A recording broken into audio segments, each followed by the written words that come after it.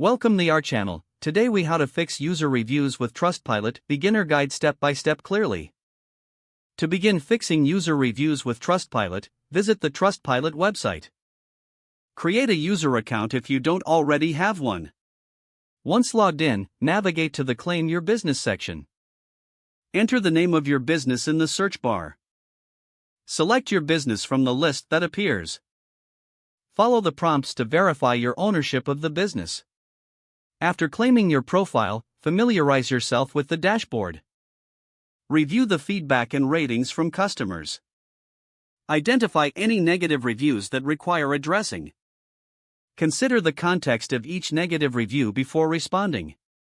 Draft a response that acknowledges the customer's concerns. Remain professional and empathetic in your replies. Offer a solution or encourage the customer to reach out for further assistance. Publish your response and monitor for any follow-up comments. Encourage satisfied customers to leave positive reviews. Utilize Trustpilot's tools to send review requests post-purchase. Maintain regular engagement with customers through responses.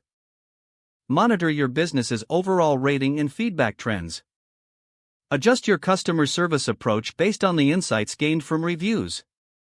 Continue to prioritize transparency and responsiveness in your business practices. If the page does not load, refresh the browser or try. Make sure you are using the correct email address, then retype it carefully to avoid small typos. If your password is not accepted, use the reset option and create a new strong password you can remember. Check your spam folder for verification or security emails, then complete any requested confirmation steps.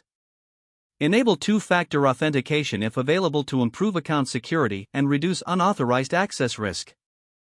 After signing in, review your profile details so your contact information and settings are accurate and current.